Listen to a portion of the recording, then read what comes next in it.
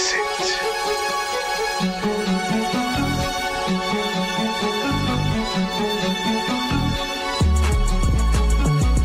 Oh shit, we back again. What's up, what's happening? Come to the party and bring a friend. Fuck it, I'm bringing 10. Ooh, trying to chat a 10. Big boy trying to chat a 10. She said I was catchy. I said, so tap him in. Touchdown! Jump a cup, wow, I stuck smile when I puff loud. I touch clouds, catching touchdowns in my mind now, cause I'm zoned out. On a porch couch in the cloud. 2 coughs and I'm back now. 2 coughs and I'm packed out. Somebody give me a drink before I gotta sit down. I'm making hits now with a smooth style. Oh shit.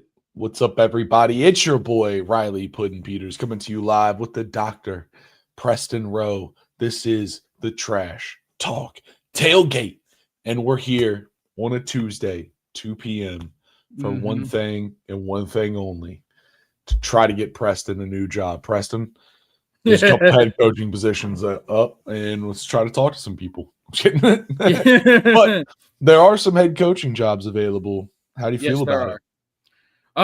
One of them was not shocking at all. One of them was incredibly shocking. And you know, I mean, we're on both ends of the spectrum here, Riley. Yeah. So. Dude, okay. So James Franklin, head coach for Penn State, and then Callahan, the head coach for the Titans. I gotta tell you the story about the Penn State one though. So this shit was just funny. Just the timing of the universe. I was talking to my wife about Penn State and like how everybody wants their head coach, and I was like, it's just crazy. It's going to cost too much money to fire him. They're almost not going to fire him, and they're just going to try to stick it out. And then literally my phone went ding, and I looked at it, and it was ESPN telling me he had just got fired. I'm not shitting you. The words left my mouth that they were probably not going to fire him. It's just too much money. And then just like a second, and it was like ding. Oh, no fucking way. I just looked. But yeah, dude, that's the crazy, man. That is the absolute crazy of this whole thing, where you're just like, wow, no way. It's crazy, Riley. 2 weeks ago, this was a team that was a top 5 team in the country. They were leading Oregon in overtime, and now 2 weeks later, your head coach is fired. Yeah, it's fucking crazy. It's ridiculous. You know, just how quickly things can change in the new landscape of college football. But first, like you said, I do want to talk about James Franklin. We will get to Brian Callahan. But first of all, man, James Franklin is a damn good football coach. Yeah. And he is, if he wants to, he can have any job he wants. You know, Florida and Auburn, maybe Oklahoma. We'll see what happens. Like, jobs that aren't even open yet are going to have to seriously consider firing their coach right now to go get James Franklin. Yeah. Like, if you're Auburn, you're telling me you don't want James Franklin. If you're Florida, you're saying you don't want to replace Billy Napier with James Franklin. Hell, as a Virginia Tech coach, our job is open. As a Virginia Tech fan, the job is open. I want James Franklin. For sure. I have been beating that drum all year when the rumor started that, he might actually get fired. I thought Penn State wasn't going to do it. Yeah. Like, I thought they'd be insane to do it. Riley, I mean, he is 104 and 45 at Penn State. That's the second. So he is tied for the second winningest coach in Penn State history with Rip Engel with 104 wins. A lot of people thought he was going to pass him this year. Just didn't happen. You know, you got to beat UCLA. You got to beat Northwestern. But look, man, whenever you're the second winningest coach at Penn State, that means something. Yeah. You know, like it's obviously it's second only to Joe Paterno, you know. He had a lot of time to do that shit. He had 5. Yeah, no, you know, and he was there 12 years at Penn State. He had 5 AP top 10 finishes. In a division, not only a conference, but a division with a loaded national championship caliber Ohio State and a loaded national championship caliber Michigan. Yeah. Like, you know, and people always harp about, he was 4-21 against top 10 teams. Show me the team that can consistently beat Ohio State. and the Michigan Jim Harbaugh teams. Mm-hmm. They're like, show me those coaches that can beat them consistently. It's hard to beat top 10 teams. Yeah. It's hard. That's why they're top 10, right? Especially when you're it's all year, multiple times a year. Mm-hmm. It's just it's a slog, man, as we say. Look, man, and the Big Ten, the Big Ten obviously got better by adding Oregon, adding USC, Washington, and UCLA. I don't think this is a smart decision. And now Penn State fans are delusional. Mm-hmm. They're like, I've been seeing all these lists of, we're going to go get Curt Cignetti. I don't think Curt Cignetti is going to leave Indiana. He's got a great thing going at Indiana. And Indiana, we've talked about this, Riley, in this new era of college football. Indiana is now a major player because they have money. That university is loaded with money. Look at their basketball program. They've just always funneled that money to basketball. But now that they're winning in football, they're like, holy shit, we can actually win in football? Yeah, they went and got a coach. Yeah, they went and got a damn good football coach in Cignetti. I don't think Cignetti's going to, I think you have to try, but I don't think he's going to take that job. I've seen a crazy delusional list, dude. I've seen some delusional lists, like fucking Cignetti, Urban Meyer. I saw one that had fucking Dabo Sweeney on it. Yeah. Like, dude, that's crazy. I'm like, dude, there's just that's a delusional list. I see fans that are like, when Ryan Day loses to Michigan again and he inevitably gets fired, we can go get Ryan Day. Ryan Day's not getting fired. He's not going to Penn State. Yeah, no, Kirby Smart's not going to Penn State. Fucking Steve Sarkisian, he's not going to Penn State. Like, these are unrealistic options. The realistic options that I've seen are Matt Rule, the head coach at Nebraska. But Penn State fans are not going to like that. I don't think you spend $50 million to fire James Franklin to go get a guy like Matt Rule. Matt Rule, people talk about James Franklin's record against top 25 teams and top 10 teams. James Franklin is 15-28 versus top 25 teams. Matt Rule is 2-23 against top 25 teams.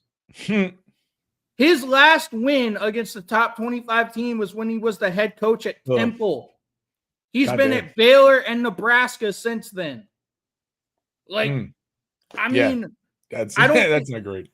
I mean, look, man, if you are Penn State, I get it. You want something new, but the likelihood of you finding a realistic coach that is going to be better than James Franklin is not very high. And the likelihood that you actually downgrade is really, really high. Yeah. You risk becoming Nebraska. Like Nebraska, they fired Bo Pelini, winning 9 games a year, and now look at Nebraska. They've been wandering in the wilderness for 20 years. And Matt Rule is just now starting to get that program back. Yeah. I mean, it's a long path. Matt Campbell at Iowa State, I don't know if he's going to leave for Penn State, but you could go. A guy that I haven't seen that I think you should try to call, I just don't know if he'd be interested. What about a guy, we talked about him the last time we streamed. What about Eli Drinkwitz? Ooh. Yeah, I mean. Look what he's done with that Missouri program. That would be that's an interesting, I think you're right, dude. That's a great phone call for them. Obviously, they have a similar taste in quarterbacks. What if he brought back Pribula? That's so funny, dude. That would be funny. That's exactly what should happen. Just fucking, we're back to Penn State, buddy. Come on, high five. and here's the other thing, Riley. You're Penn State. You're not Ohio State, and you're not Michigan. Your last national championship was in 1986. Like, who says that you have the right to have these insanely high expectations? You know what I mean? Yeah. Like, you're not Ohio State. You know, we saw, this was my argument against Penn State all year. They're not that kind of program that can lose 2 top 15 first-round picks in Abdul Carter and Tyler Warren and all of a sudden have a better roster coming back without them. Like, look at Dinker. Dinker gets it. Yeah, dude. I appreciate you, Dinker. Let's but just they're say, not. Yeah. Penn State's program is touched. Mm-hmm. They've always been touched. But they're not that kind of program that can just reload like that after losing that insane level of talent. So, yeah. I mean, yeah, there's too many schools that you have to compete with. Penn State really just isn't. It isn't that. But I don't even know. Like you've been saying, the crazy thing in all of this is who the fuck is actually going to replace James Franklin? Like, the best coach is already fucking taken. You're going to have to find somebody. Like, you're going to have to find the next big name. Mm-hmm. I feel like going with most of the people that are kind of out there is just going to lead you in like a fucking cycle where you're just not going to be successful, not as successful, at least. It's such bad. It's a huge risk. Like, Georgia did this with Mark Richt. Mark Richt was winning 10 games a year, but they thought they could do better, and they went out and got Kirby Smart. And that worked out great for Georgia because Kirby Smart was Nick Saban's right-hand man for so long in Alabama, and he learned, under the great Nick Saban. But there's no guarantee that you're going to go out and get the next Kirby Smart. The odds of you finding Kirby Smart are slim to none.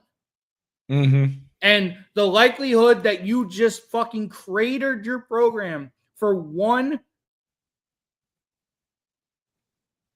fucking from one, just instant reaction decision, are very high. You might have just fucked your football program.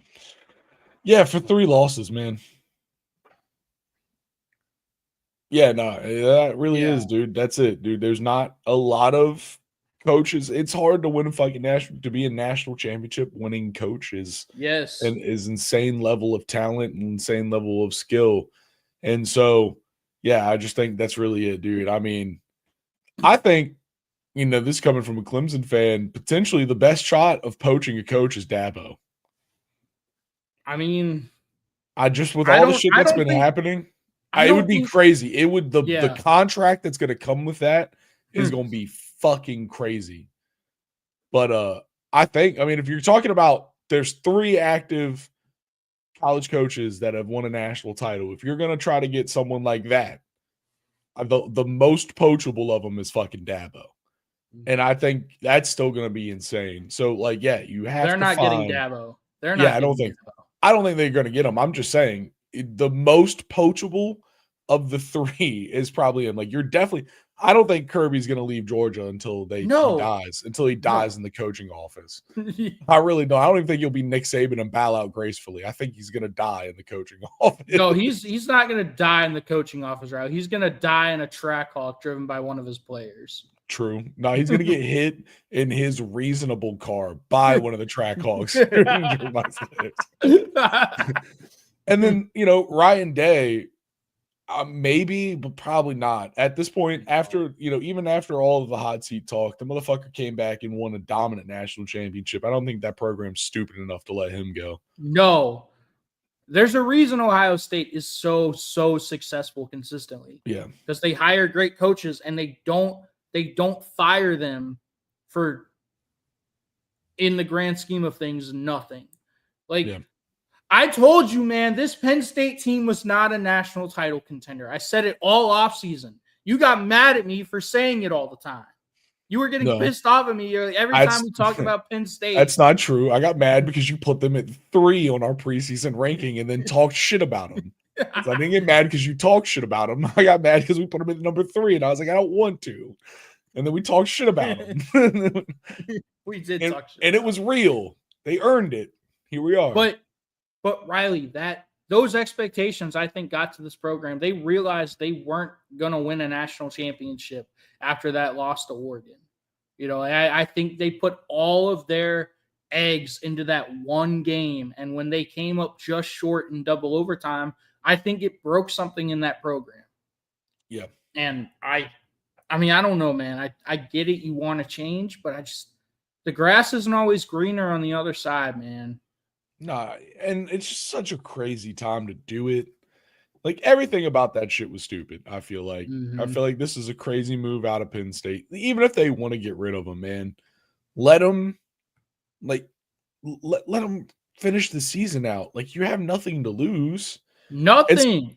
I mean, he's not that. I mean, like, he's got a good name. He's got a track record. Like, you're just throwing away all of this history you have with this coach in the middle of the season after 6 games because he had 3 bad losses in a row, which is true, and it sucks, and it does. Like, you know, they were pretty much out for all of the hopes and dreams they had, but god damn it, dude. You've been with him long enough, and he's done enough, man. You got to give him a fuck up every once in a while so he can reset. He dragged. So when he first got to Penn State, obviously they were dealing with, you know, the aftermath of the Sandusky scandal. Bill O'Brien comes in, takes it over. Exactly, Denker. You get it. Like, how many recruits have decommitted after he was fired? How many players have you seen come out on Twitter and be like, we love you, coach. You shouldn't have been fired. You know, we let you down, all that stuff. Like, his players love him. You know, like he has always been a great players coach. He's a great recruiter.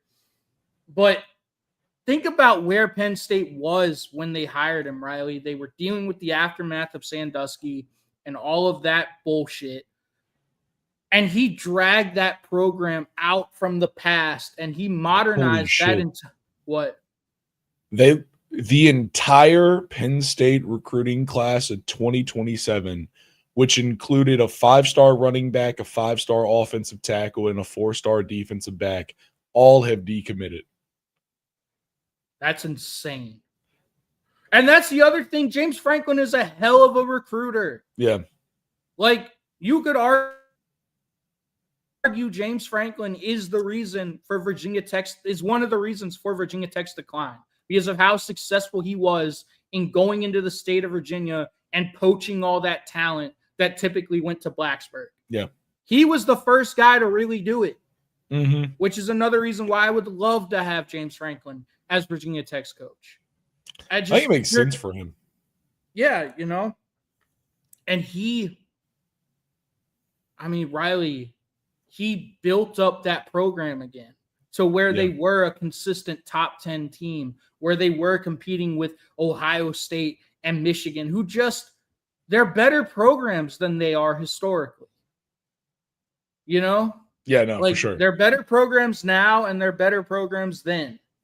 So, and he was competing with them. He wasn't always beating them, but he got Penn State to the threshold. He just couldn't get over the hump. But show me a coach that can. You know, like, I don't think I'm going to be, this is my gut feeling. I'm going to be more excited about the program that James Franklin inevitably gets hired to than I am going to be about this new Penn State hire. Does that make sense? I think not only does it make sense, I think it's just true, dude. And, you know, for James Franklin, I think, you know, a school like Virginia Tech makes sense for him. He needs to go somewhere where he's not going to be expected upon immediately. Yeah. Like he needs to go to somewhere where a fucking 8-9 win season is cause for celebration. You know, that's what, because he's got to fucking, I mean, you know, he's got to reset. I feel like after like just everything that's happened, he needs to go somewhere where he can fucking give himself a year, 2 years, and then start fucking people up. Well, Dinker, that's you are correct in a sense, but they are adding a lot more money to the football program, which is something I've been saying I've been saying they need to do that for 15 years now, because I'm a diehard Virginia Tech fan. I grew up a Virginia Tech fan, and it breaks my heart to see how negligent they've been with that football program. And I think they're starting to realize, holy shit, we need to start putting our money where our mouth is. Yeah. You know, like we expect to be this national championship contending team, but we're not putting the money, and investment and time into doing it. They were, Dinker. They absolutely were. You're right. And but they just tripled their investment into the football team. They did just triple their investment. Yeah, it's crazy. So, it went from it was it's like the fucking budget's almost like $200 million now. I think it went from 60, which is crazy. Yeah, no, and that's, if you want to attract a guy like James Franklin, that's the shit you need to do. Yeah. He's gonna ask that of you, hey, what are you investing in football? What am I getting myself into? And I think if you are Virginia Tech, you need to throw everything you can at James Franklin. I would be, dog, do you know how happy I would be to get 10 wins again? Oh, dude, I can only imagine. Yeah, not to be at the bottom of the ACC. Yeah. Because that's the other thing. You've got Miami. Clemson seems to be on the way down. Right now, Miami's a really good program. We'll see if they can sustain it. But the ACC, man, if James Franklin went anywhere in the ACC, he could easily have that program up in the top echelon of the conference very quickly. Yeah. By how he recruits. Yep. And how he's going to raise your talent floor. It's impressive. I mean, the dude, his recruiting is top tier at a school like Penn State, where they're kind of getting what they can from the biggest names, which is, you're recruiting well, but you got to fight off fucking Georgia. You got to fight off Ohio State, all those schools. And, that's obviously, that's a boxing match in and of itself, and he did very well in that. I mean, that class of 2027, which isn't this year, but the year after that recruiting class, that was at this point ranked number 1 in terms of who's already committed. All those guys are decommitted now. Every one of them. Yep. And then a whole as 7 out of their 2026 class, so the class is supposed to come in, didn't decommit but reopened. So the soft decommit. Yeah. The hit me up if you want me.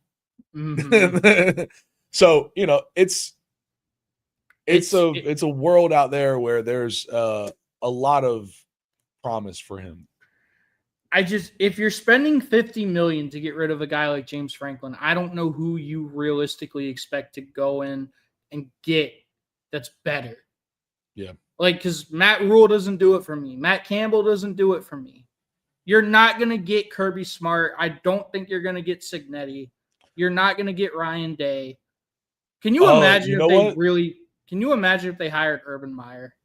I don't think anyone can hire Urban Meyer, dude. Not after, he's done. I think Urban's done.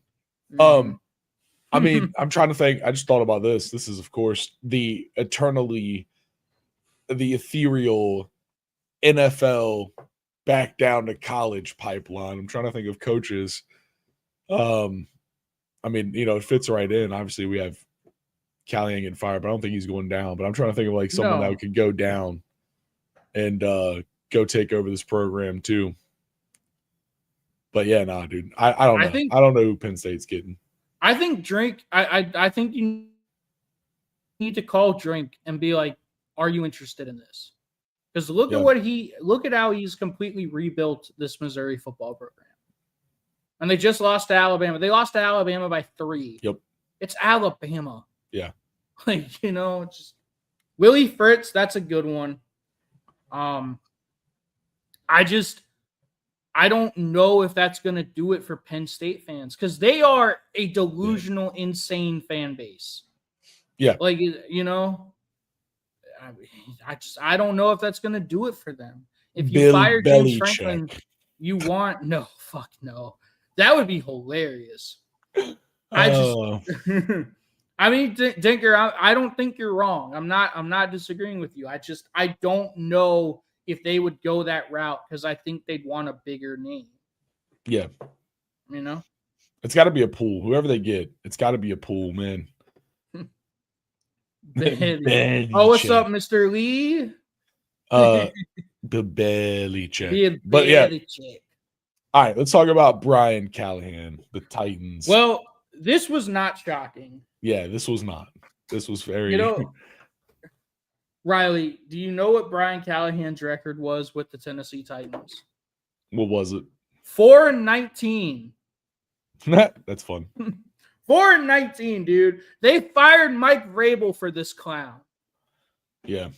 Like, they just, oh man, dude. Imagine being a Titans fan and knowing that just a few short years ago, you were the 1 seed in the AFC with Patrick Mahomes and Joe Burrow and Josh Allen, and your ass had Ryan Tannehill, and you still were the 1 seed. And then you fire the head coach, Mike Vrabel. You trade A.J. Brown for Treylon Burks, who's no longer on the fucking team. Yeah, look at Jack Lee gets it. And then you get rid of Derrick Henry. Mm-hmm. And this is what you're left with. You're left with a quarterback that's constantly calling your own team ass. And a 4-19 head coach. He was the Bengals offensive coordinator, but he didn't call plays. Yeah. It was the Adam Gase effect, Riley. He got a job because of how good Joe Burrow made him look. Yeah, no. It's so true, dude. I mean, they're 1-5 on this season. It's rough over there. Was against the Cardinals that absolutely blew that game. The Yep. Cardinals gift wrapped that game to the Titans. Yeah. No, for sure. And I mean, the writing was on the wall for this one. Mm-hmm. Like, this thing really was. Like, the Titans are not great. They are not. No, they're ass. Dude, they are not. They're ass. They're not competitive. They needed it. They definitely needed it. I don't know who you go get. Like, who, because they've got one of the better defensive tackles in the league that no one really knows about in Jeffrey Simmons. Yeah. And that's really it. Like, who else do you have on that roster? You've got L'Jarius Sneed, who you traded for from the Chiefs. I mean, they don't have a lot of talent, Riley. They've got a promising quarterback, but I don't know. I mean, it's really one. I'm trying to think. They really don't have a lot.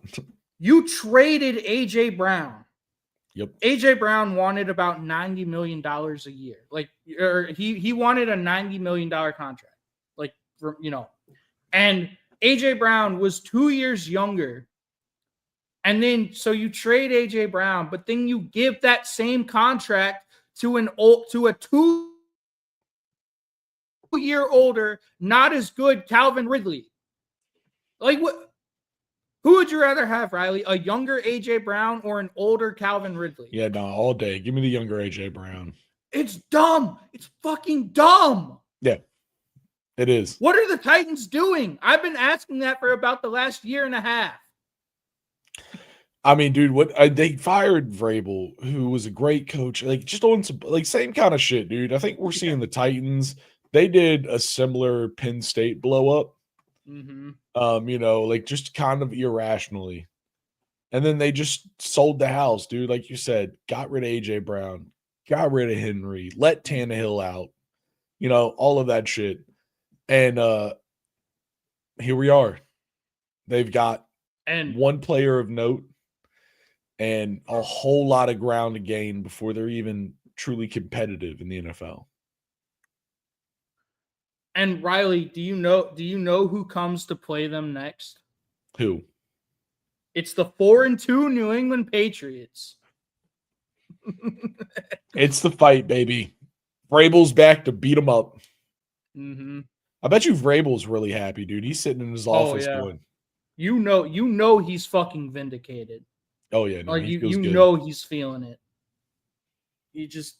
He single-handedly built up that program, and then they said, "Nah, fuck you. We're gonna blow everything up with no plan of what to do next." Yeah, we're just gonna blow it up for the hell of it. Yeah, dude, they threw dynamite on that shit. Let's go. Yeah. Get him out of here. Let's rebuild. It's dumb, man. So just coaching hires, man. Coaching firings. It's hard to be a coach, man. You got to win. And even if you do win, you still get fired. Yeah. Like, fans are just ungrateful and delusional, man. Like, it's hard to win. It's really hard to win. The grass is not always greener on the other side. No. Sometimes it's greener where you water it. Mm-hmm. Give some more. Yeah. Yeah. All right, Riley, you want to talk about the NFL? Well, I think first we got to ask ourselves,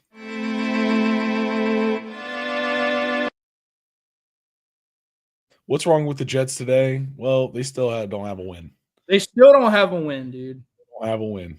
They don't have a win. 13-11 to the Denver Broncos out in London. I'm sorry, people of London, for giving you this football game. I didn't mean. I mean, look, man, they lost the Revolutionary War. They deserve this. Dude, you know what? You're right, dude. They did deserve this football game. But yeah, I mean, there's really not much to it, dude. 13-11. You know, that just is what it is, dude. Look, man, the story of the game, the Jets, they didn't turn the ball over, but they were 2 of 15 on third down. Yeah. This was a very winnable game. Oh, and most of these games they've been in, they just, again, I keep on saying it, they need to learn how to win. They need to learn how to not lose and then take that next step to how to win. And if you go 2 of 15 on third down, it's really hard to win. You know, that's a great Broncos defense. Yeah. And they really did, man. They shut them down, throttled them down. They couldn't get anything going. They had, Riley, this is insane. They had 57 plays for a total of 82 yards offensively. That's 1.4 yards a play. Yeah. Dude, Justin Fields with the -10 net is insane. That's one of my favorite memes where it was like, Justin Fields with adjusted net finished today with -10 yards passing. That means you reading this right now finished with more passing yards than Justin Fields. Riley, you know what's even crazier though? They had 82 total yards, but they held the ball for 28 minutes. Yeah. They also got sacked 9 times. Yeah. Look, man, that Broncos defense is no joke. And Bo Nix, I wasn't a fan of him coming out, man, but they're asking him to not do too much, and he's not turning the ball over. He's not putting the ball in harm's way. He's making the plays when he has to, you know? This game, I feel like he could have performed a little bit more in this game. But those London games, dude, those international games, I don't like the amount of energy that goes into doing that kind of travel to play that game out there. Like, I get teams being flat. You know, I think you'd like to see a little bit more out of Bo Nix in a game like this. I mean, the Jets have a decent defense, but for the level that the Broncos are supposed to be comparatively, I'd like to see him score a little bit more, be a little bit more consistent. But, you know, like I said, international game, you give him a little bit of leeway in that.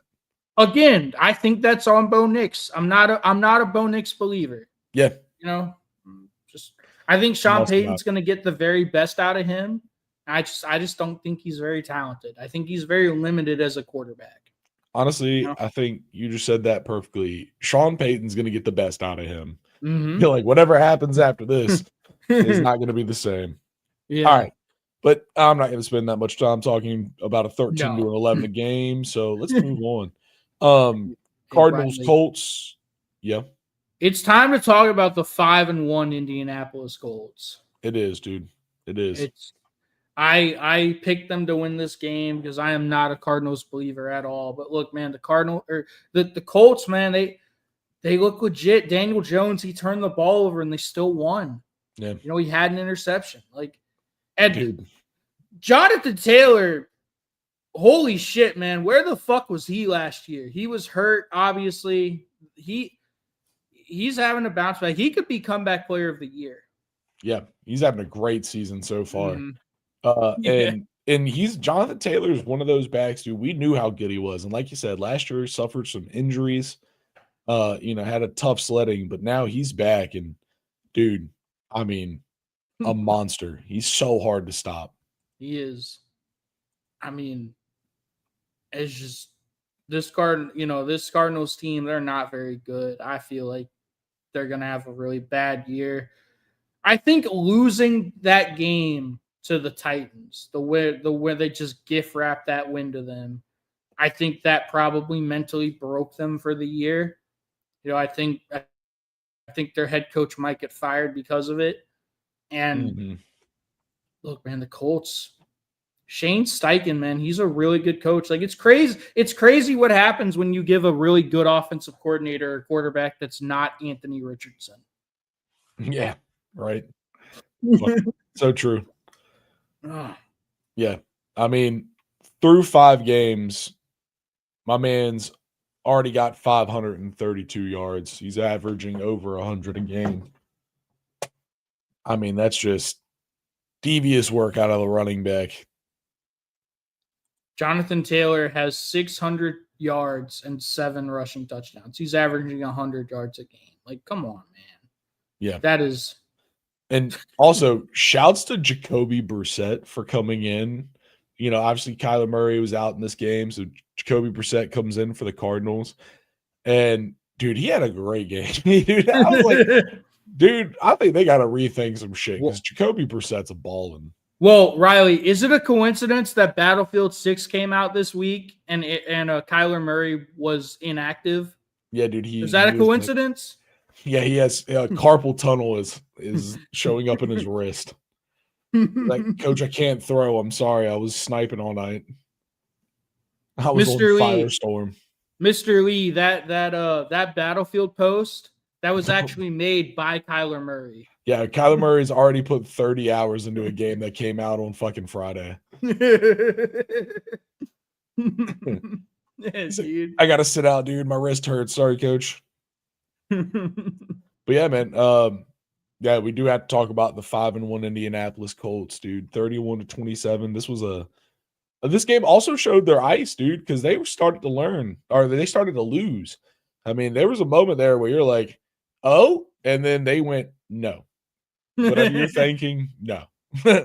It's the Cardinals, man. I don't trust the Cardinals at all. No, not at all. Not this year. And the Colts, look, man, they're playing good defense. They're playing really good complementary football. They're not asking Daniel Jones to do too much, and they're relying heavily on their run game in Jonathan Taylor. And that's a recipe for success.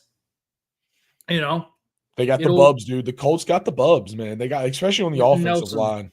Quentin Nelson is a beast. He is, dude. And he's got that, like, you can just when you watch them in, they flashpoint on their leader in Quentin Nelson, dude. That whole left side of the line will just blow people off. But it's all of them, man.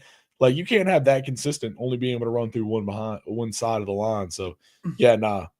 It's definitely a positive situation out there in Indianapolis.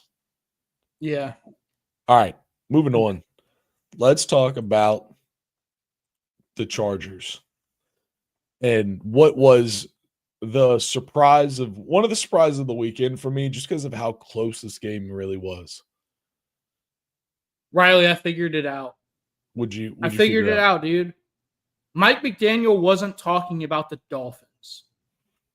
He was talking about his hot seat. Oh, yeah, okay. When he said he wants it colder. He likes it colder. Yeah, for sure. He wants that hot seat to be a lot colder. Yeah. Makes sense, man. Yeah, no, for sure, dude. Hey, that's who's going to go coach Penn State. Oh, dude, that'd be great. Oh. They would not like him there at all. What do you mean, dude? He wears capris. He does wear capris. They'd love him. Dude, imagine the NFL's most famous twink at Penn State. That'd be amazing. Mike Daniel would go up there and make a Sandusky joke. Like, I feel like he'd make a Sandusky joke. I feel like in his opening press conference, he'd be like, I'm touched to be here. Oh God. All right. Anyways, back to this. Chargers beat the shit out of them. Look, man, if you turn the ball over with Tua turned the ball over 3 times, it's hard to win. The fact that the Dolphins were even in this game is a credit to just how good of a coach Mike McDaniel can be. Yeah. It's just he's got a very limited quarterback in Tua. Yeah. You know, Devon A-Chain is a stud. No one, I mean, look, dude, like they've got talent, man. They can't put it all together. Yeah. You know, I mean, this was a crazy game for them to fucking pop off like this too against someone like the Chargers. Like they've looked so stagnant, but then all of a sudden against the fucking Chargers, they're like, nah, fuck you. Here we go. I mean, look, man, that if you can run the ball, you're gonna have success. That is never going to stop being true in football. If you can run the ball, you're gonna have success. Absolutely. You just can't turn the ball over. And they turned the ball over 3 times. All picks. Like, all of them were interceptions, dog. Like, you can't turn the ball over like that. Man, they threw 3 interceptions and a wide receiver pass, and the wide receiver pass didn't get intercepted. Like, that's crazy, dude. All of those were the quarterback. Damn, that sucks. That is crazy. And on the flip side, dude, Justin Herbert is consistent. He's back. He had a rough game last week. He's back. No interceptions. He only took 1 sack. He was 29 for 38 for 264 and 2 touchdowns. I mean, which you know what that means, Riley. Just when you start to believe in him again, he's gonna let you down. He's gonna crush your soul. Like clockwork, man. It's the Justin Herbert experience. It is the Justin Herbert experience. Oh, man. But also, Kamani Vidal, the random back, you know, and I don't say that as anything mean, just the guy that they had to find, dude. Obviously, Najee Harris, he went down at the very beginning of the season. He didn't even play a snap. Omarion Hampton goes out last week, who, you know, he's going to be out. Mm-hmm. And so they go and get a back, man. Kamani Vidal, and he 18 carries for 124 yards. He caught a touchdown as well. What about Lad McConkey, man? 7 catches, 100 yards, and a tutty. Yeah, dude. Now the lad is back, dude. People were starting to worry about Lad. Mm-hmm. I mean, he hasn't had the season that he had last year, or the season that everybody even just thought he'd have, just because of the the way he plays. But he's back. Chargers look good, man. They're 4-2. Yeah, no, for sure. They just got to get Joe Alt back, man. Like they've got to get healthy. Yeah, no, they do. They need a health. I mean, the entire NFL needs a health pack, dude. Yeah, it's rough out there. People are getting hurt left and right. It's crazy. All right, on another quick one, the Patriots and the Saints. The 4-2 Patriots. This is the game that put them in the lead of the division because they didn't lose. Yes. Sometimes you just got to not lose. Sometimes you just got to not lose. And Drake May, he played well, 261 yards, 3 touchdowns, no interceptions. I don't like the fact that Drake May is their leading rusher. Like that concerns me. But I think you have to give credit to the Saints for that because they were able to stop the run for the most part. They were. And, on that, I will say, like, if you're looking at the Saints as a defense, Argo one piece in the secondary and Kool-Aid McKinstry, that is their weakest fucking point. Mm-hmm. Like, if you want to run in the teeth of that Saints defense, you can have fun. They've got some bodies up there. Yeah. And so, I think that's what they knew they had a formula because they weren't even trying. They didn't even fucking try to run the ball up the middle. Most of their rushing attempts were kind of, on the tackles or outside. So I don't know. Yeah, I think it's a little bit of good game planning as well from the head ball coach. And again, man, the Saints, they just come up just short. That's kind of been the story of their whole season. They're not that talented. They've got some nice pieces. Like you said, Kool-Aid McKinstry. I'm still a Spencer Rattler fan. He didn't lose the game for them. Nah, just they just don't have enough talent, man, and they just keep coming up short. But these Patriots, look, dog, they're 4-2. They're 3-0 on the road. That's tough to do. It's tough to go into the Superdome and get a win. Yeah, it's a tough place to play. Yeah, it's crazy that they lost at home. Traditionally, it's a team that does really well at home. But yeah, dude, not much more to it though. That's really it, man. Just two teams just slugging it out, man. Two young quarterbacks trying to find their way. Yep. Brown Steelers. Now this game was just, Dylan Gabriel had just showed these flashes, but like anytime it really mattered, he just didn't have it. He's a limited quarterback. He's small and he's limited. Yeah, dude. He's definitely, you can tell too. He's, I don't think he's really an NFL caliber player, but what do I know? I'm not the Cleveland Browns. So yeah, dude. Why are you asking him to throw the ball 52 times? That's insane, dude. It really is. And it's because they can't run the ball, but still. Mm-hmm. I don't know, man. I think this story is way more about the Steelers and just how good they've been as a team this year. Yeah, dude. Dinker, you're right. He doesn't have any help. But it's not his fault, but I think even with help, he wouldn't be that great. It's like Kyler Murray. He's just small. He gets bad at the line, dude. The Steelers were fucking his shit up. Mm-hmm. Like they were batting everything. It was rough. Yeah, they had 8 pass defended, and yeah, a couple of them came off the line. 3 of them came off the line. Like, look, dog.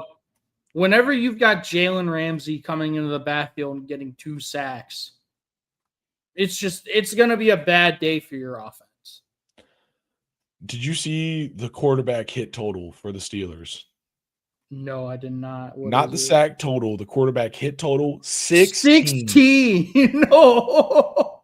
Sweet 16, baby. Oh, dog. That is just brutal. Like, I watched this game, and it was, dude, the Steelers were fucking the Browns up. And, like I said, towards the end of the game, it's reflected in the score. 9-23 is the final score of this.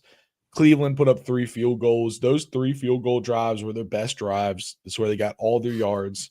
Besides that, it was like 3 and out, 3 and out, 3 and out. And with that being said, the Steelers, all they did was slow, methodical offense. Just that same shit, dude. Just fucking, we're going to run the ball a little bit. We're going to throw the ball. Just boom, boom, boom.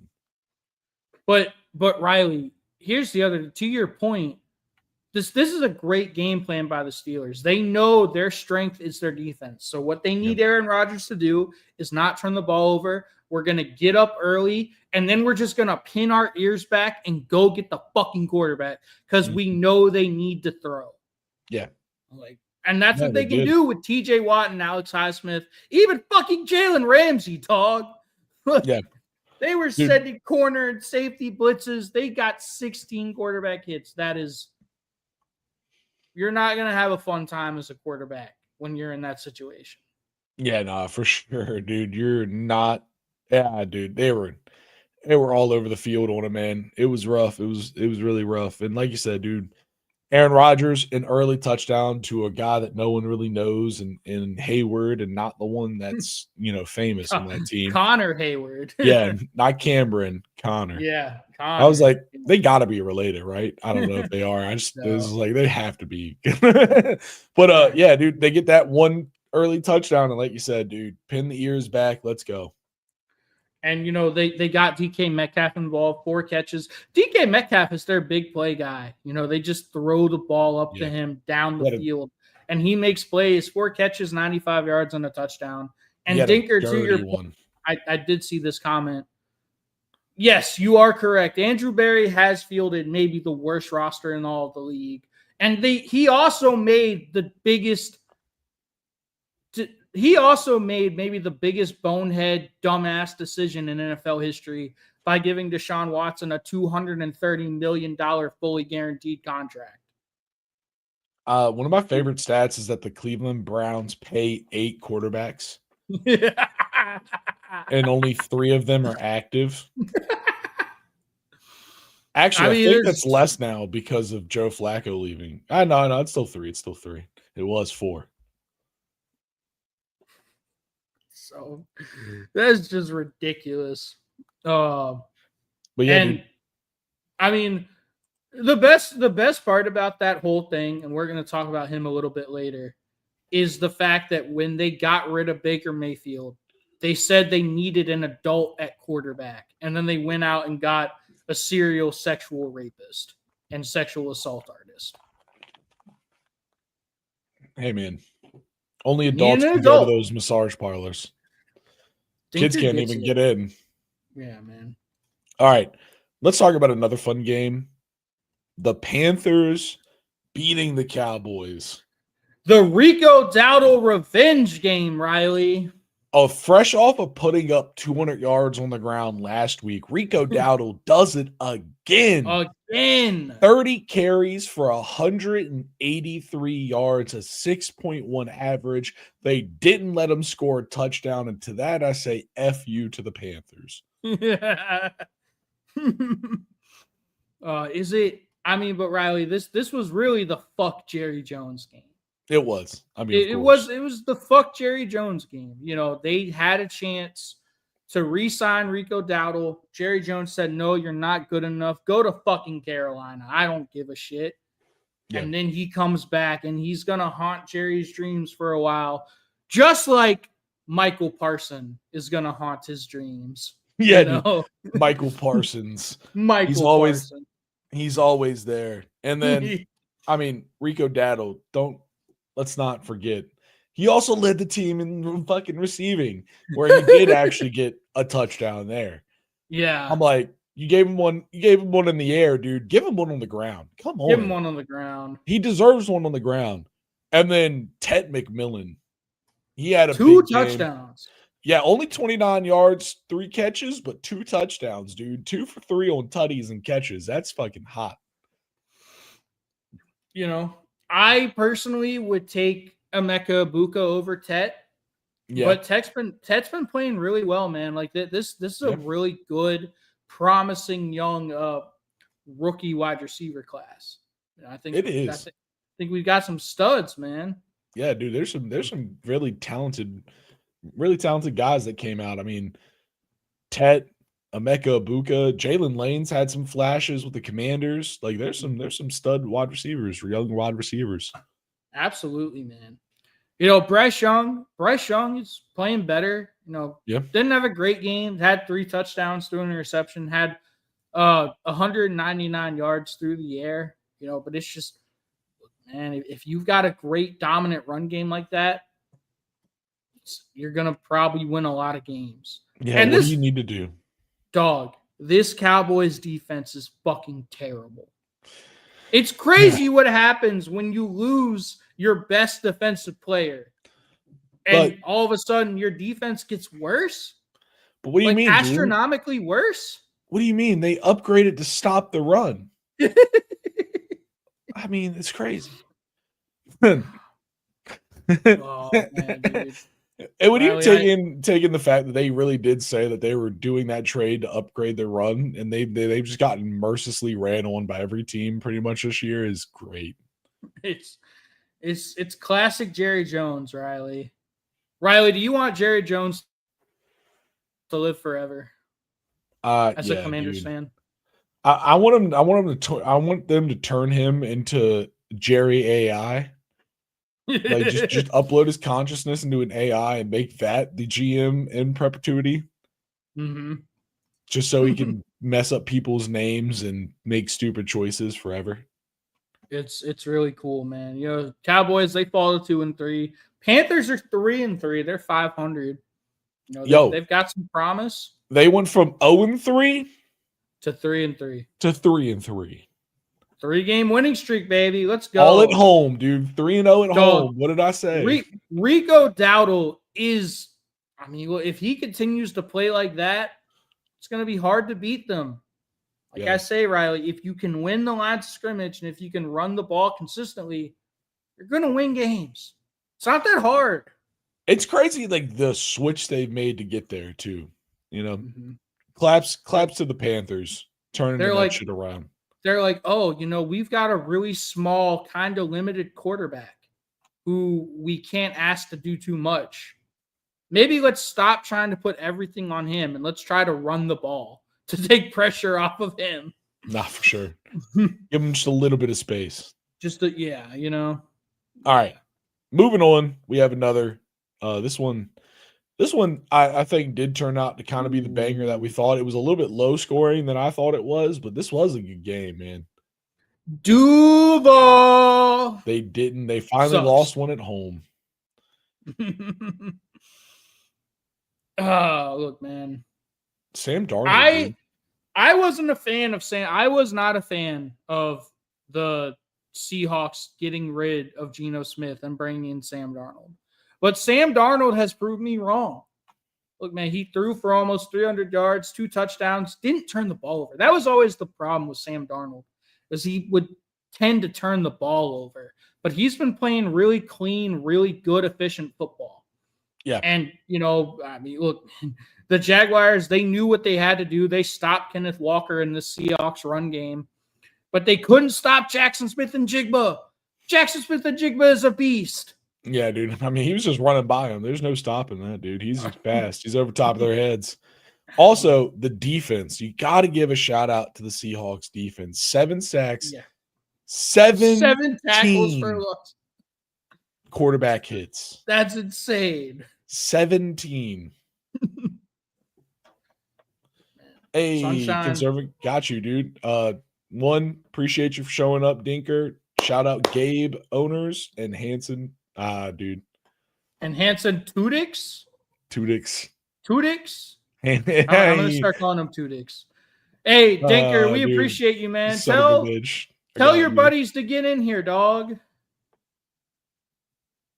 I mean, look, man, they can hear the shout out themselves if they're fucking in the chat. Oh, yeah, dude. Your buddies. Tell them to come here.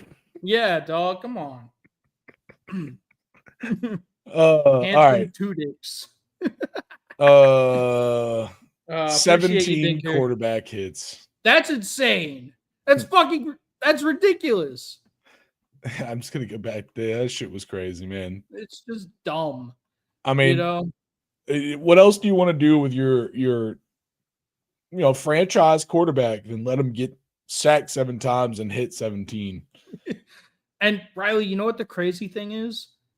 Yeah. The Seahawks were 1 of 10 on 3rd down.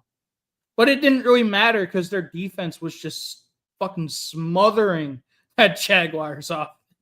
Yeah. They were hitting big plays. That's it, dude.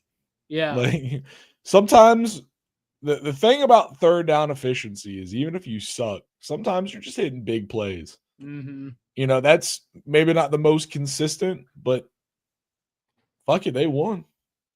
They did win. Fuck it, they absolutely won.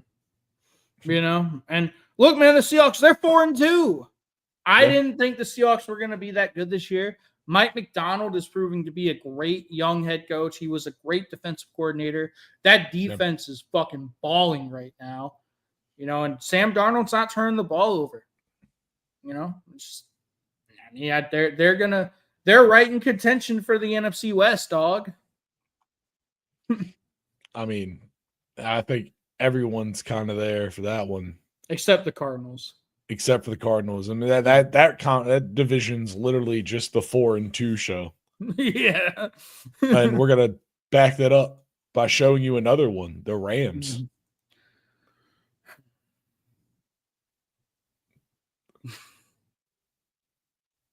I mean, Derrick Henry started running the ball again.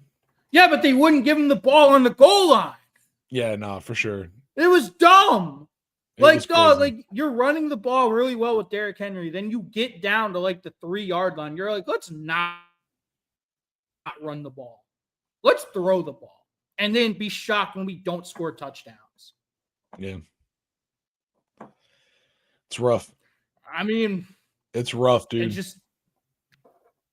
You can't even say they finally learned their lesson because they didn't give him the ball on the fucking goal line.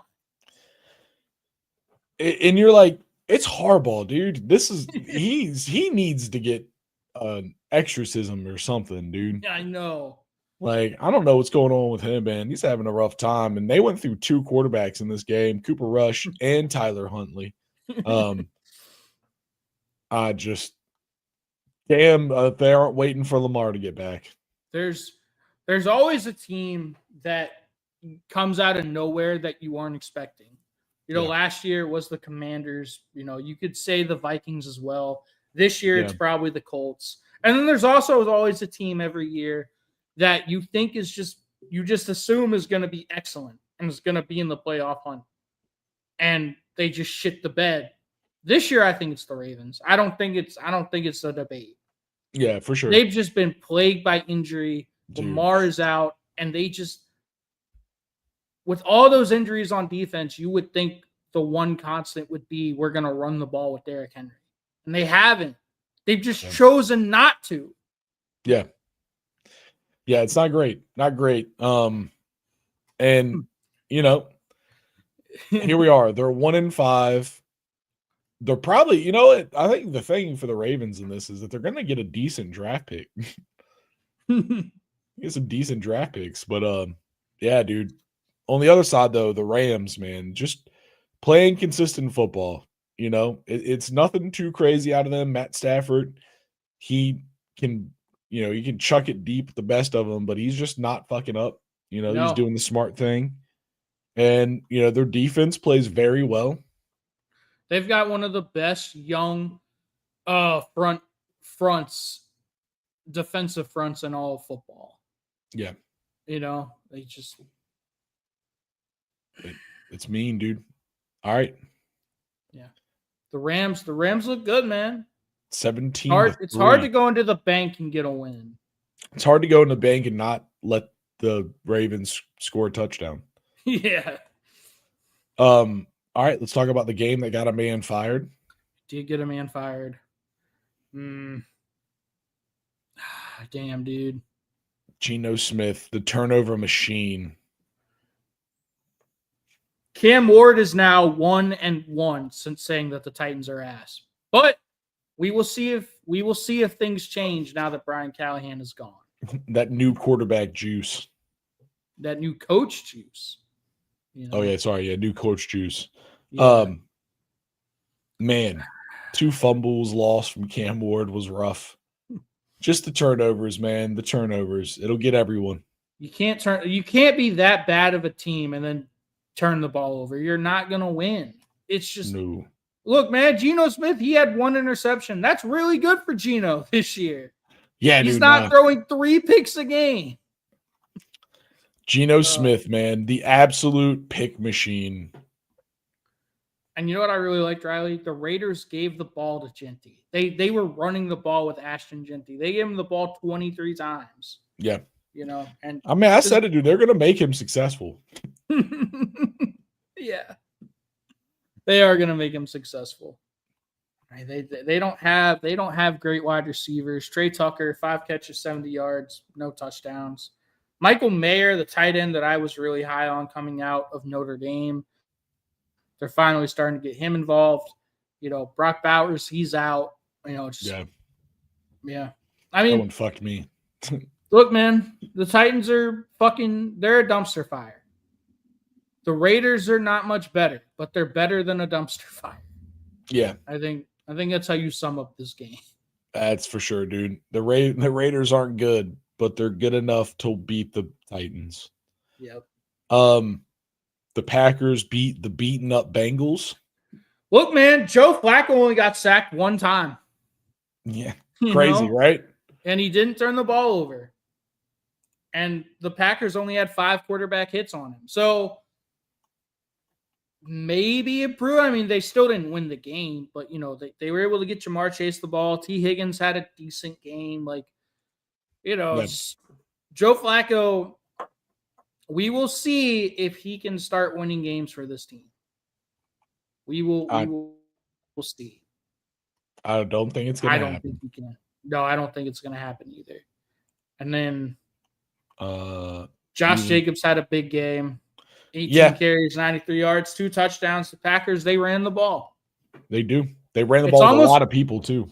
It's almost like the Bengals' run defense is fucking terrible. Yep. But the Packers, they do a great job with running the ball where they make you pick. Like, they're going to bring people in jet motion. They give a lot of the jets. They give stuff like that, gadget plays. And it really makes you think. That's what makes their run game so hard to stop. Hey, Riley. Yeah. You want to know something funny? What? Do you know who is not on the stat sheet at all this week? Shamar Stewart. You are correct. Oh, shit. Woo! Let's see. Was Shamar Stewart hurt? I don't think so. I'm pretty sure he was active. I don't think he was hurt. Yeah, I'm pretty sure he was active. All right. As we go, though, as you figure that out. Oh, no. He was hurt. He's been out the last 4 games with an injury. Okay. That makes sense. Right. That does make sense. I thought he came back this week. Anyways. But yeah, Packers, they won 27-18. I mean, it was a hurt Bengals team. They went up, they showed up, they did the work they were supposed to do. They got the dub. Yeah. Speaking of teams, top teams, another NFC West team that's 4-2, and another top team on the other side. This was a fun game to watch. This was a fun game to watch. Yeah, man, I watched this until Fred Warner got hurt. Yeah. And I almost cried. I'm not even a 49ers fan. I just think Fred Warner, one of the best linebackers in the NFL, no doubt about it. 2, just a great guy, great player, very good guy. He's not the kind of dude that you want to see have a dislocated ankle, like a serious injury like what he had on the field. It just hurts, especially for a team that's been so injury prone like the 49ers. Yeah. Like they're scraping by just trying to get what they can get. They played well in this game, man. It took heroics from Baker. Dog, did you see that play he made where he was sacked by 2 players and then he was able to scramble out to his left, juke a defender, and then fucking dive for the first down to keep the drive alive? Baker is a dog, dude. Baker was all over the place, man. I mean, he really is, dude. I think and I think we'll probably agree on this, dude. He's one of the top MVP candidates. I think he is the top MVP candidate. Yeah. And then Rashad White, he showed up really. Bucky Irving's out. Rashad White had to step up. Yeah, dude. And he did, man. He brought the big body and he was getting hard yards. He only averaged 3 a carry, but that feels rough because I feel like he was getting a lot of like 1-yarders and 10-yarders. It was like 2 yards or 10, 2 yards or 10. And, that's hard running to stop. And it was just enough for the defense to open up. And, dude, I mean, they were hitting shots. Yeah. One of the shots was the 45-yard touchdown to Tez Johnson. Mm-hmm. And did you see what Tez Johnson said after the game? He did like 3 backflips. Did you see what he said after the game? Are you talking about the MVP thing? Yeah. All right. Yeah, the MVP chance. And he was like, oh, shit, dude, that was my first catch. I don't think. And then, like, dude, we're talking about Baker. Okay, that makes sense. Oh, that makes sense. I love it, dude. That shit's so funny. Yeah. But yeah, this was a very solid win for Tampa Bay. Their receiving core has been battered. I mean, they're on Emeka Egbuka, well, not anymore, but they were on Emeka Egbuka and then a whole bunch of 4th stringers. Yeah. Now Emeka Egbuka's out. They should be getting Mike Evans back or God. Yes. I know they're supposed to be. Godwin's supposed to be coming back. I thought he was supposed to come back. Yeah. So I don't know when he's coming back. And Mike Evans, I think, is also supposed to be coming back. So that'll be beautiful timing for them because they need it. They haven't had a full healthy receiving core all year. Like, just Godwin's been out, then Evans got hurt, and Ibuka had to step up. I mean, he's been stepped up, but you know, he just, and now you're relying on Tez Johnson, who doesn't know that he's not the MVP. Hey, but that kid can catch a deep ball, and that's all that fucking matters, dude. He can fucking backflip, dog. He's an athletic freak. And Cameron Johnson, he also, I mean, 4 receptions for 64. He led the team, but, it may not seem like a lot, but the work that he was doing was really important. I feel like it was like him, Sterling Shepard, and then Otten, the tight end. They were just the lion's share of the dirty yards were them. I mean, and Riley, we also have to shout out that defense, that Bucs defense, dog. They had 6 sacks, fucking 5 tackles for loss, 5 pass deflections, and 10 quarterback hits. Yeah. They were making Mac Jones's life hell. Don't forget, the 2 interceptions. Yeah. And both of them, I mean, the Todd Bowles mismatch coverage, he makes you think you're going to get one thing, and then all of a sudden, boom, it's something different. Mac Jones bit it twice. It's crazy what happens, man, if you're a player or a coach that leaves one of the New York teams and you go somewhere else, and how much all of a sudden your career starts to thrive. Todd Bowles was the head coach of the Jets, and he fucking sucked. Now he's fucking thriving down in Tampa. Their one loss is a 1-score loss to the Eagles. There's no shame in that. Nope. I mean, well, it's starting to look like more shame, but yeah. We'll see. I know, I'm just picking. Fuck the Eagles. But yeah, dude, Baker, MVP Baker. Micah Williams also had 3 tackles, 2 solo, 1 sack, 1 tackle for loss, and a fucking quarterback hit. It's almost like Micah Williams is a really good football player for a rookie. Just saying. No. It's almost like he's a pretty good player. All right. Let's talk about both of us eating our crow. The Lions losing to the Kansas City Chiefs. The past couple weeks we had talked, like, as we were going through making our predictions, you had been like, this is the kind of game that the Chiefs win. And they hadn't really pulled it together in a couple of those. Yeah. This, though, I feel like together. You're stupid for not calling this is a Chiefs win. Yeah. This is a Chiefs win. This is, after sucking all year, they get to be at home against a team like the Lions, who were 4-1 coming in. And bam. Yeah, man, I agree. This was a vintage classic Chiefs win. Ever since Chris Jones gave up that quarterback contain on Justin Herbert, their defense has played a lot better with, that Spags-led defense. You good? Yeah, the Spags, dude. The Spags. The Spags, man. They were able to shut down Detroit's run game for the most part.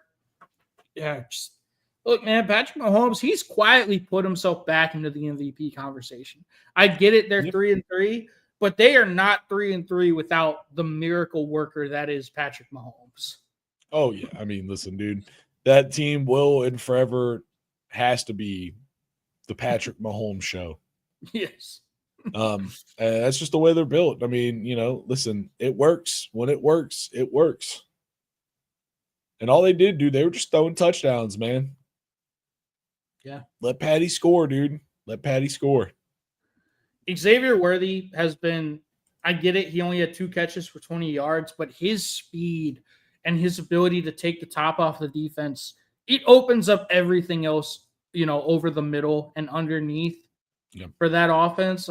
And now they get Rashee Rice back from suspension. So, ready to speed. Dog, they're 500 and they look like they're ready to make a real run at this. Yeah, nah. And also, let's say Xavier Worthy only caught 2 passes, but one of them was a touchdown. So he's 50% for scoring tutties. Listen, if you're only going to catch 2 passes, damn sure better make sure one of them's a score. I just really want to know, Bills Mafia experience. Do you still have that same energy when you said I was fucking insane for saying the Bills were going to regret giving the Chiefs Xavier Worthy. I just need to know. Yeah. As I don't know, dog. He seems like a pretty damn good football player in that offense to me. Yeah. I think the Bills would gladly take Xavier Worthy right now. Yep. And then on the flip side, I got to shout out Chamari Connor, the Stud. safety Stud. stud, dude. 14 total tackles, 10 solo tackles. I mean, Look, that's good work. If you're a Virginia Tech fan like I am, you've known about Chamari Connor for a long time. Yeah. He's a dog. Yeah. And he's just a short tackler. He's gonna be in the right spot at the right time. He just makes plays, man. He's not the biggest, he's not the fastest. He just makes plays. It just Does gets that the remind you tackles. of anyone? Reminds me of a lot of people, a lot of some of the greatest. Yeah. You know, like it's not that like some of the great, like fucking dude, Troy Polamalu. That motherfucker wasn't the biggest, he wasn't the most, but he was always there. He was always there at the right time to make the right play, a sure tackle. I mean, all of the great safeties, they're kind of they all fit that bill. You know, that's like none of them are genetic. Like, I mean, they're obviously genetic freaks of nature, but like when you look at them, none of them you're not like, oh shit, that dude's just built different. You know, all of them are like these guys that are just intelligent, always making the right plays, sure tacklers, and Chamari Connor's got that juice. He's a stud, man. I'm really happy he's doing well. But yeah, man, like this Chiefs team, they're dangerous. I feel really good about my pick for them to win the AFC West. Just dog. Do you trust the Chargers to bring it home? Like, let's be honest. It's been an iffy season, but I don't know, man. I feel like the Chiefs versus the Chargers this year. It obviously we got, you know, the first one was a banger. Yep. The Chargers won that one 27-21. Like that was, you know, a very good game. I'm excited to get the next one, but we don't get the next one until damn near the end of the season. So, you know, I feel like that's the battle. The Broncos, they're also doing well. They have a mean fucking defense. I'm really anxious to see the Chiefs versus the Broncos. I think that's going to be a big match. I agree. I want to see how the Chiefs can handle that kind of defense. Yeah. But they're 3-3. 30-17 against a team like the Lions is real talk. You got to listen to that. Mm-hmm. Yeah, man. I mean, and by the way, how many stairs do you think Brian Robinson is going to have to run? Oh, Brian Branch? Brian Branch. Yeah. Brian Branch? Oh, dude. Brian Branch is – that dude's probably going to be running for a while. Yeah. He's going to run – what? Yeah. He's going to run a stair for every dollar of the fine he's going to get. You saw what Dan Campbell said, right? Oh, no, I didn't. What did he say? Oh, he said that's unacceptable. Yeah. We don't do that here. You know, that's one of the coaches that you're like, he fucking means that shit. Yeah, no. Like a lot of coaches say that stuff, but like Dan Campbell, you know, there's going to be repercussions for punching Juju just for trying to shake his hand. Yeah. You know? It's dog. That shit was, That was crazy. That shit was great crazy. time. Speaking of shit that was crazy. Yeah. Hey, we're on it. The Falcons beating the Buffalo Bills. I called it. Call it. You know why I called it? Because the Atlanta Falcons playing a team that should beat them at home, they're going to win every time. I don't know why. It doesn't make any sense. It's the Atlanta fucking juice, dog. It's the ATL. Dude, the ATL's got powerful magic in it. If you've ever been there, you may not have felt it, but if you've ever been there, you feel it, dude. That city's got magic to it. Mm-hmm. And Josh Allen was intoxicated. He just every time the Bills lose a game like this, it's because Josh Allen turns the ball over and does dumb things. Josh turned the ball over, Allen. Yeah, dude. Look, man, he's such a great football player. Really, the only thing that could stop him is his own dumbass decision making. Yep. And that's it. He just cost the Bills. Riley, do you want to hear a crazy stat though? What? So the Bills, they have 4 wins. They're 4-2. Do you know? So the 4 wins that they have, do you know what those opponents' combined win-loss record is? Probably not great. It's 3-21. What the fuck? They beat up on That the means Jets, they beat the Jets. I was about the to say, Dolphins, doing the math. the Ravens. Yes, of course. Yeah, the Ravens. The Ravens are 1-5, and The Saints. I don't remember the Saints. Yeah. I was like, as soon as you said that, I was like, well, of course they played the Jets because the Jets The are Dolphins. the only Owen whatever team. Yep. Well, you said they played 4 games and they're 3 and whatever. So I was like, all right, so someone hasn't won. That has to be the Jets. Yeah. Oh man. But yeah, dude, nah, you're right, dude. They can squash some grapes. That's what we're seeing. And look, man, they can't stop the run. Bijan Robinson averaged 9 yards a carry. Yeah. If you average 9 yards a carry running the ball and you get a couple turnovers, you're gonna win that game. Yeah. Like you just are. Bijan went the fuck off on them, dog. And I still don't trust Sean McDermott's defense when it really matters. Yeah. Dude, Bijan's so explosive. He is so explosive. He's such a hard guy to stop. I saw it when they played the Commanders. I mean, you see it every game. But like he's got these unstoppable flashes. Like it really just feels like, what are you going to do against that? Like he just gets the ball, makes a couple moves, and then he's gone. Drake London, though, dude. Bijan's ran for 170 on the ground. Drake London got 158 in the air from Penix and a touchdown. Yeah. I mean, what a combo. Also, Bijan got 68 in the air off of 6 catches. Oh, dude. Ruka Rororo got a sack. Rook Rororo. They had 4 sacks as a team, dog. They had 6 quarterback hits. They had 9 pass deflections. Dude, that secondary is Jesse Bates, AJ Terrell. Like, yeah, come on. You know, they're a really good defense. You know, their only problem has always been, can they have a pass rush? Seems like finally they're starting to have a pass rush a little bit. You know, but like I say, man, if you can establish and control the line of scrimmage, and if you can run the ball and not turn the ball over and play good defense, play good complementary football, you're going to win a lot of football games. Yeah. You know? Of course. That's it. So, yeah, the Falcons, they're 3-2. Bills fall to 4-2. We will see. We will see. I'm not even going to talk about this game, Riley. Dude, honestly, there's not much to talk about with a game like this, dude. Chicago Bears, they beat the Washington Commanders 25-24. This one, we didn't need a Hail Mary. I wish we could have gotten a chance for one. But really, the thing is, it was just turnovers, man.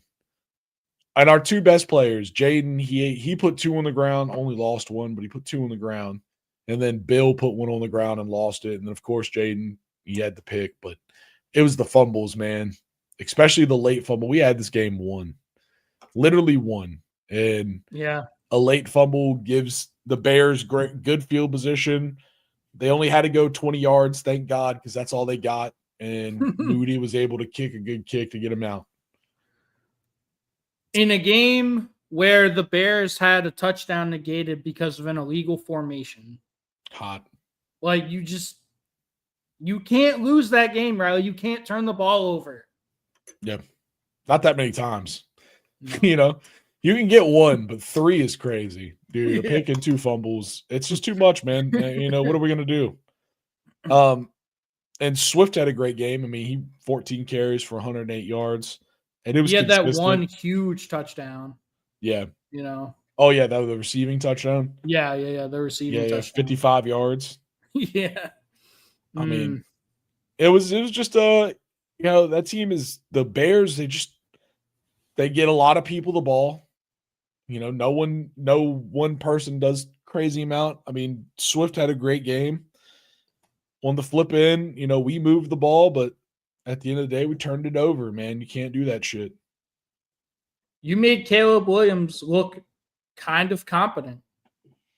Kind of. How does that feel, Riley? Did we make Caleb Williams look competent, or did we make Ben Johnson because he decided to run the ball? No, that's true. He actually did decide to run the ball. I mean, I think Caleb Williams' success was directly because he's still. I mean, they were running the ball down our throat, and he was still only 17 for 29. Like he still struggled with consistency. Mm-hmm. I mean, they were 3 of 10 on third down. I mean, we were 3 of 8, but they were 3 of 10. Yeah. You know, it's just this is a game that we have to win. That's the simple facts of it. You can't turn the ball over. You can't turn the ball over, man. But in any season, you're going to lose some heartbreakers, and I think the one thing about Dan Quinn, about this team, just in general, is bouncing back. We haven't had back-to-back losses this season. We just got to keep that up. We got to win. Yeah. We got to win. We play the Cowboys next week. It's the big rivalry. This is one that everyone wants to win. This is one of the very few throw everything out kind of rivalries in the NFL. And Bill's gonna go dummy though. I hope so. God damn it, dude. I want the Bill show, and I want it bad. I want it in the lights.